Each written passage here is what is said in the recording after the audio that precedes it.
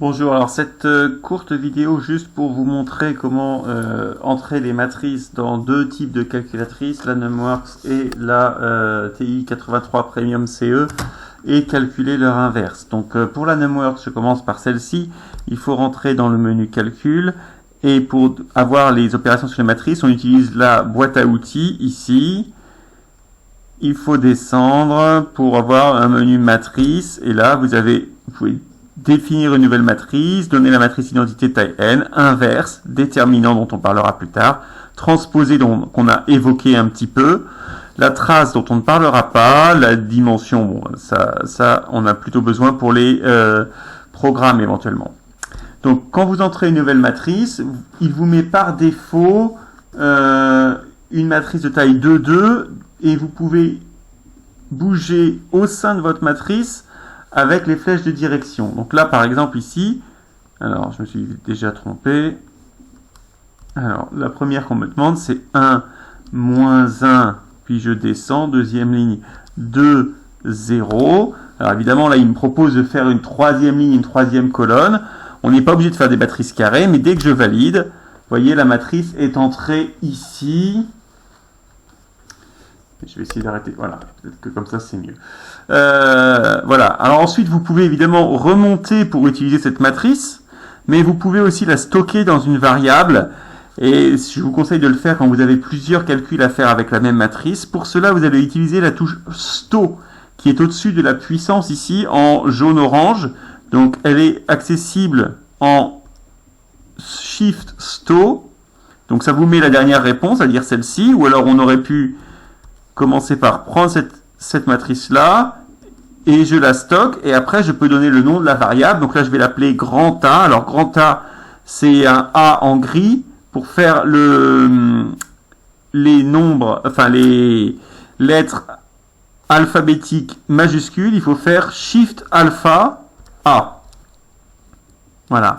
Maintenant l'avantage, c'est que si je calcule n'importe quoi, à côté, je peux retrouver la valeur de A qui est ici.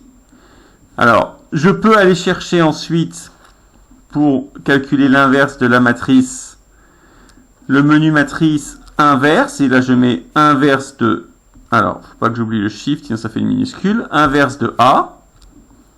Donc j'ai la matrice inverse de A ici. J'aurais pu aussi essayer en mettant A puissance moins 1. Et vous voyez qu'ici, il n'y a pas d'erreur, il nous fait le même résultat. Alors, il est quand même préférable d'utiliser inverse de A pour des matrices un peu compliquées. L'algorithme, semble-t-il, est meilleur que juste faire A-1. En tout cas, voilà, moi je m'y fie plus. Il me semble que au début de la calculatrice, il y avait eu quelques soucis quand on faisait A puissance moins 1. Peut-être que c'est réglé depuis, je ne sais pas. En tout cas, nous avons notre résultat avec cette calculatrice. Je vais juste l'écrire ici avant de passer à l'autre. Dans la question 1, A-1, c'est donc 0, 1 demi, moins 1, 1 demi. Donc cette matrice est inversible. On va faire la deuxième en utilisant la Texas Instruments.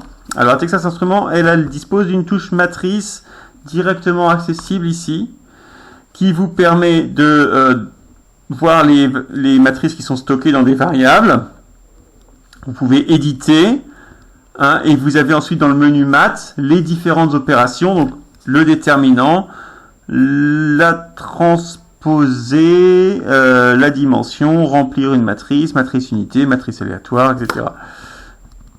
Vous remarquez qu'ici, permutation, donc ça on verra un petit peu plus loin, il n'y a pas d'inverse, donc là on va utiliser directement la puissance moins 1. Alors on va éditer la matrice. Alors avec cette calculatrice là, alors il faut entrer d'avance la taille 3, 3, et on rentre dans un tableau.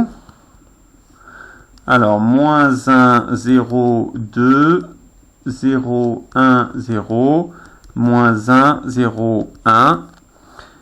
Alors, moins 1, 0, 2, on est d'accord. 0, 1, 0, on est d'accord. Moins 1, 0, 1, on est d'accord. Si je continue à appuyer sur Entrée, je navigue dans les coefficients, donc il faut que je quitte ici. Voilà, j'ai quitté mon menu. Puis maintenant, je vais prendre ma matrice A. Je peux l'afficher. Ou je peux prendre cette matrice et la mettre puissance moins 1 pour trouver son inverse qui est donné ici. Donc dans le cas de numéro 2, A-1, c'est 1, 0, moins 2, 0, 1, 0, 1, 0, moins 1. Hein, on a l'impression que, à part le 1 central, on a juste changé le signe des exposants. Voilà donc pour ces manipulations de calculatrice.